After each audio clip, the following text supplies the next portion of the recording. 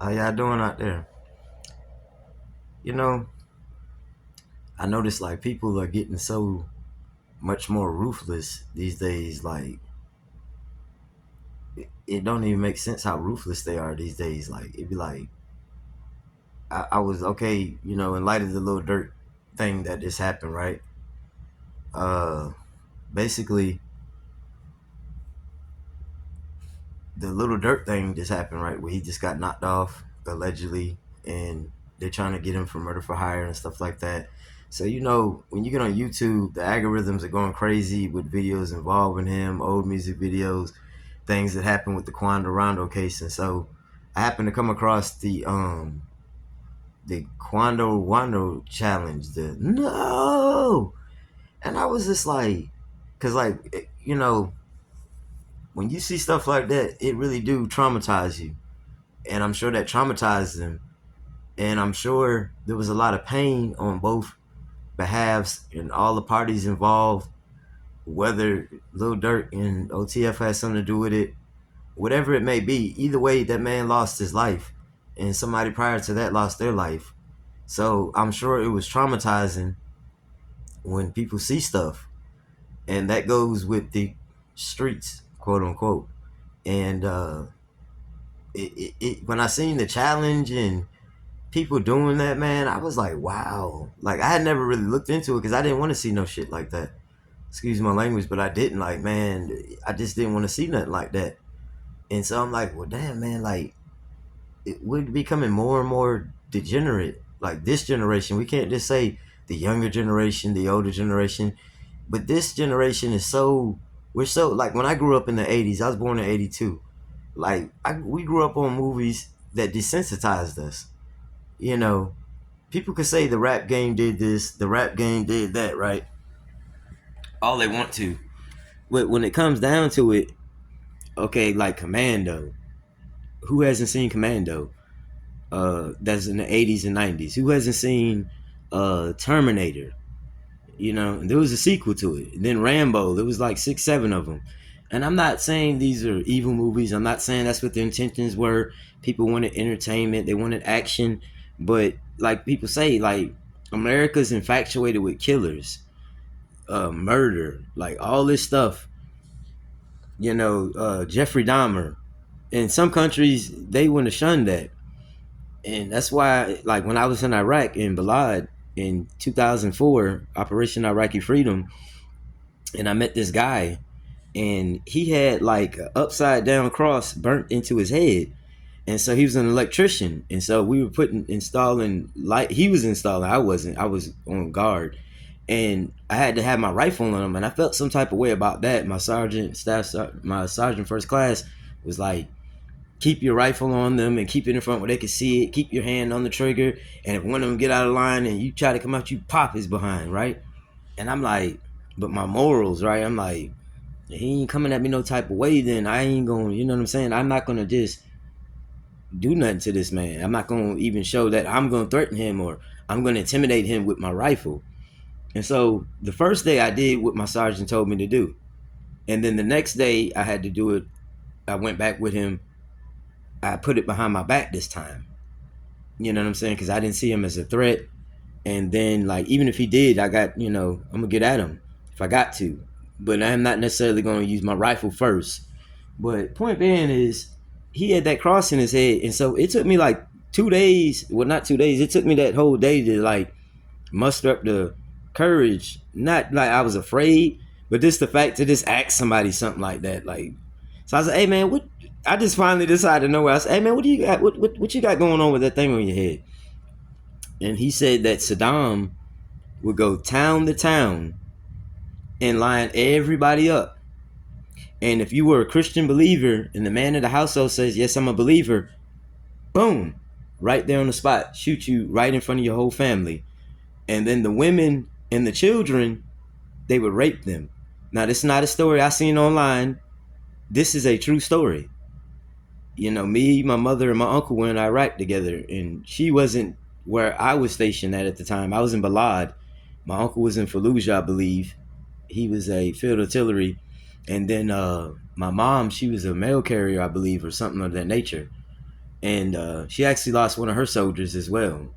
IED, the Humvee ran over it, and it happened right in front of her. But to get back to the story, I asked him about that, and he said that the women and children, the wives, they would rape them or take them to be like their like side girl or whatever. You see what I'm saying? It was like literally living in like biblical times. What the Bible was saying, like they pillaged them, they would pillage and take the plunder and carry off their wives. They're really living like that, because when my unit was literally 82nd Airborne, we were literally training them to defend themselves.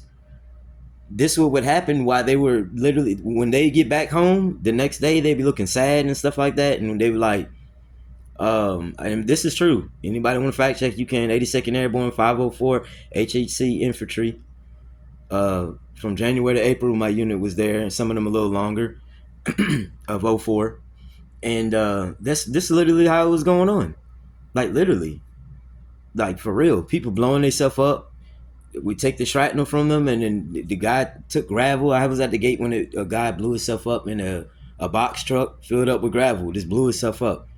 My first sergeant had a bag, like a little Ziploc bag, and he said, "This is dude," and it was just like a little piece of skin left. And I was like, "Wow, this is real." So those of you out there who are in the armed forces and things like that, just be prepared to see all kinds of things like that if you happen to go get deployed over there. And then there was also, back to that guy with the cross in his head, he said that they wouldn't kill the kids, they would mark them. And that's how they, he was of a Christian household, they would burn the crosses in their head. And that's how he got that cross in his head. And then he was saying like, you good. And then he was like, Bush, he did like this gesture. He did like an arm gesture. He said, did the skin thing, like the hand. He said, he no good. He wasn't saying the white man, but he said, Bush, he no good. And this is coming from this gentleman, right? And then another incident, there was a kid. He was doing sandbag detail, and they were paying him like $5 a day. And so one day, we had like a draw of $350 that we were able to pull out. And I would send the money home to my kids. My first wife, I would send money to her every other week, because you could do a draw once a week. And so I do a draw every week. I just pull the money out just to have the money on me, right?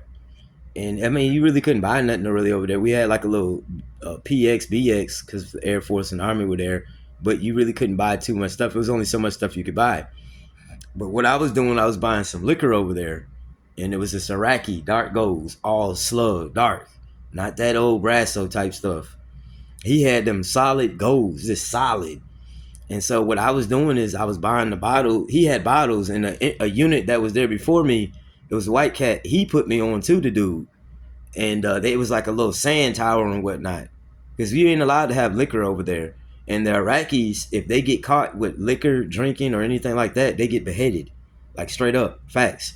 And what he did was he gave me the he put me onto the plug basically.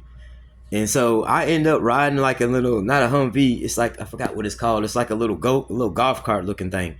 So I got my dude. No, he walked me. I think we walked over there with the unit that's leaving. They were there 18 months.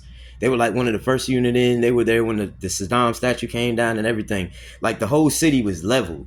You could just see that basically it'd be like if you're in your city and then everything was just flat. The foundation's just gone. Everything gone. It just, you could just look and see where there was somebody living there, and then all of a sudden your whole neighborhood, whole suburbia is just gone. That's how it was. I seen a little jet that was just sitting in the field, just laying there. Like it's like when you see that firsthand, like it's one thing you see it in the movie, but then it's like a whole nother thing when you see it firsthand. And so long story short though, that when I got that Iraqi hookup, I mean, with the liquor hookup, when I went to the dude, they had like bottles, they looked like 40s, and it had Saddam's picture on it. And he charged me $10 a bottle. And so I was only able to get like two. That's all he had. And I said, I need more.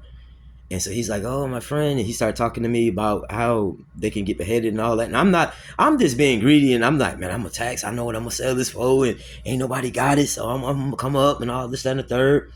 I'm gonna be tricking with the bottles. Mind you, I'm married, so I was committing adultery. And by the way, you can go to prison for that. And there was a man I was locked up with in prison, literally for adultery. Anyways, the first time he only got that, and I said, "Well, you can you get weed?" Weed, and he said, "No, no, no, no." He really was like, "Mm-mm." And then finally, after dealing with him about 2 or 3 transactions later, I was buying the bottles and I was selling them 50 a piece, so I got knots. So I even was tipping them now. I'm paying him a little extra. And then he finally got me this big little hash block. You know what I'm saying? It was like an ounce. And little did I know that whole hash block could have went for 500. But I ended up having that hookup over there, you know what I'm saying, on the weed. I mean on the not the weed, the hash. Even though me and my little homeboy, it was a cat, I forgot what he was in another unit, but we were like deployed. We was in the same, not same company, but the same unit.